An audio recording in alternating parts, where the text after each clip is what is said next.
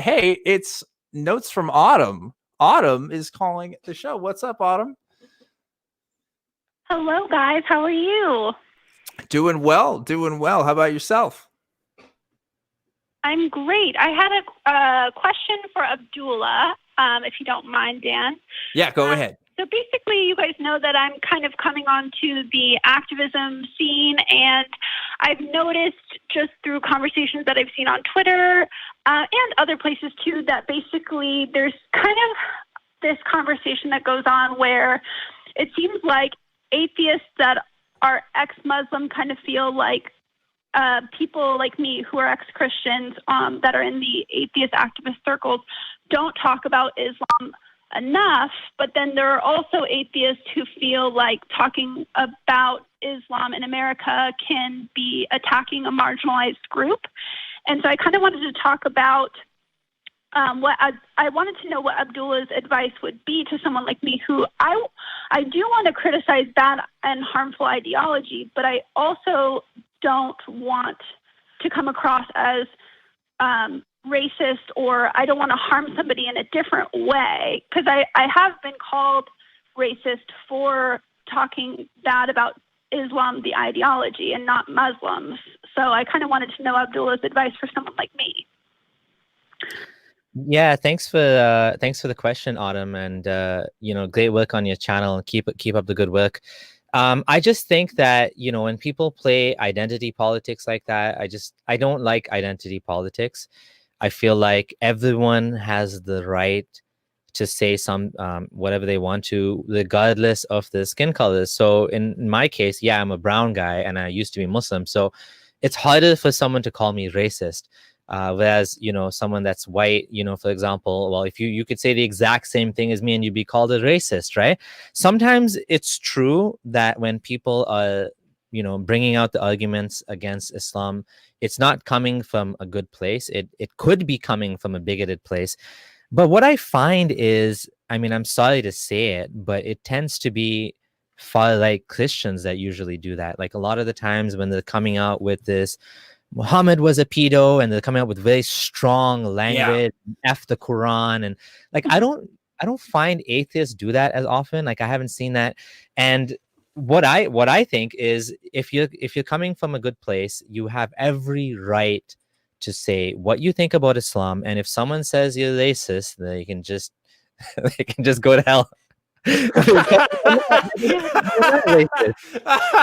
Right? Like religions, first of all, Islam is not a race. Yeah. Second of all, right, ideas don't have rights. And that's what I'm always harping on that ideas, like if you don't like me criticizing Islam, I always ask people, well, can I criticize communism? Like, and of course, most Muslims would say, yeah, obviously they don't like communism. I'm like, okay, well, Islam is another thing. And can I criticize atheism? Can you? Of course we can criticize. Okay, well, then Islam too. If you can criticize atheism, you can criticize.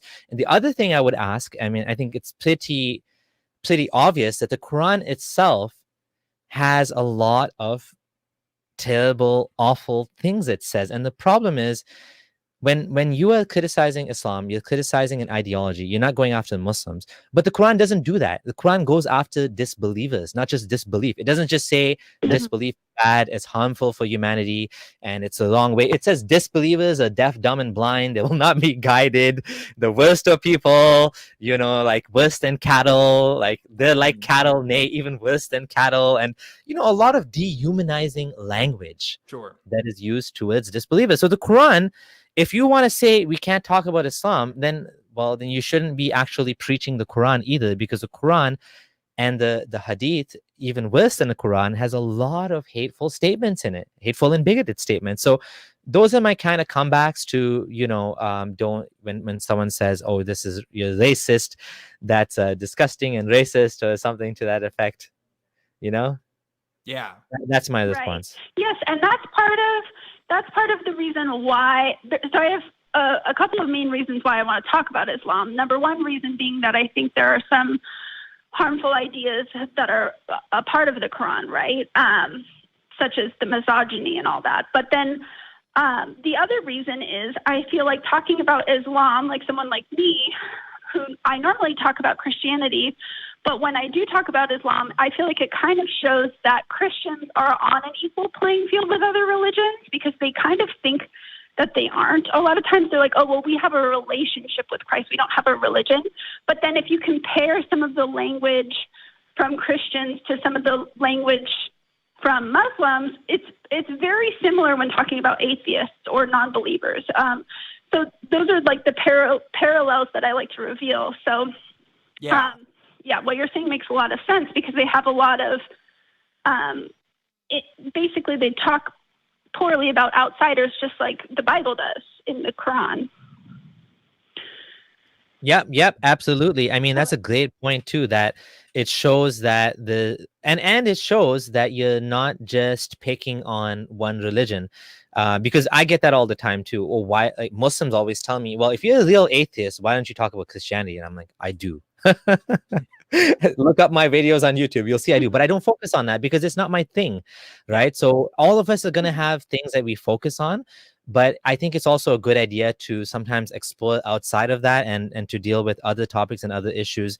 Of course, it's going to be tougher for someone that wasn't Muslim to talk about Islam, and there's going to be cases where you might say something that'll be a little bit off, but that's how you learn, right? Like you engage with people, and then you over time, through the battleground of ideas, you'll get your sword will get sharper, right? And you'll get better at that.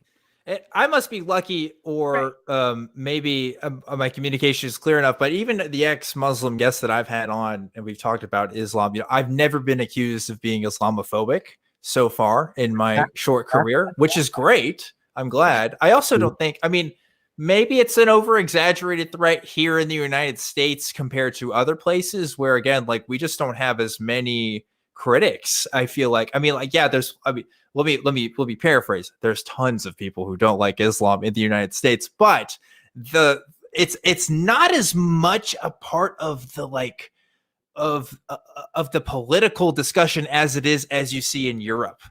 I feel like, and this is just anecdote, but like, like after 9/11 and stuff, I feel like, yeah, that was in the news a lot, but like, I think because there are like awful racist people talking about like the migrant crisis and stuff that Islam comes up and you see that in more of those kind of political narratives than you do here. And I think that gives us a heightened awareness because it's like, oh no, we want to make sure we're not talking like these people are talking like about Islam, like you said, about how Muhammad's a pedophile and all this and that, like we're trying to give a more nuanced critique. We're trying to say, no, we still think it's bad, but not for the same reasons you guys do. You guys are probably just kind of racist.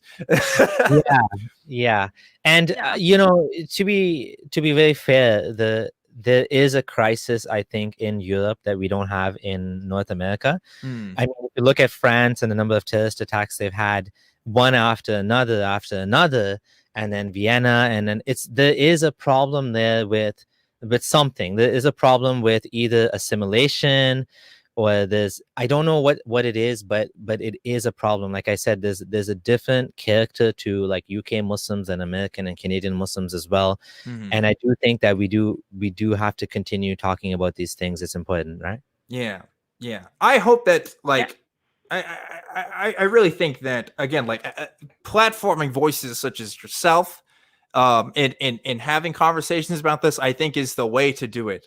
I really think so, because I would rather hear the opinions of someone who's lived the experience first than someone like me who's just coming in, who has to read somebody else's takes and read other people's interpretations of these books. Because I didn't grow up with these books. I didn't grow up with this culture. And my understanding is either going to be purely academic or anecdotal. It's not going to be personal. And I think that's what I think is the solution, is giving platforms to ex-Muslims and ex-people from all, ex-religious backgrounds, like primary choice in hearing those voices, Yeah. It's part of the very beginning of, I'm sorry. There's a bit of a delay. So no, go ahead. I was going to say it was part of the very beginning of my deconstruction from coming out of Christianity and into atheism was when I was in college, I took a class on the Quran, because as a Christian, I was like, well, I want to learn about the Quran so that I know how to talk to Muslims. So I can convert them to the right religion, right? And hearing my professor talk about how he didn't want to be associated with Islamic extremists, I related to that because I was like, wow, well, I don't want to be associated with the extremists in my religion. And then I started to piece it together from there, right? It wasn't just that, it was a myriad of things that were part of my deconstruction because it was very long. But that was one thing where I was like, oh, like a lot of this is like really similar to how I feel. Like when he would talk and learning about the Quran too, I was like, oh, some of this is really similar to Christianity. The reason why I thought it was false is because I go, oh, well, this is obviously just fan fiction that was written like 500 years later or whatever. Yeah, isn't it funny because we grew up here, and you would, if you would ask either of us if we were Christian, if we thought Islam was true, like we would just say no, like right off the bat. But I don't know if we could give like a very good reason that wouldn't contradict like the reasons why we would have believed in Christianity. You know what I mean? Because it was never like an option for us to believe it in the first place. Like I don't think we grew up around Islam enough for it to even be an option. Whereas Christianity is so pervasive in the kind of culture that, I don't know, you and I grew up in, I guess, that's just going to be a more relevant choice. But anyway, we're going to reconnect here with Abdullah. His camera died here, but we're still... Yes. Oh, no. He's still listening, though. We still got him on the line. I'm still here, yep. Oh, good. There we go. We're good. All right, we're back on.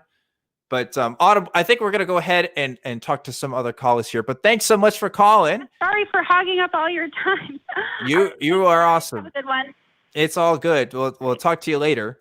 And Autumn, of course, was on the show like a month or two ago. So if you haven't seen that episode, you guys should definitely check that out. She is making some really awesome content.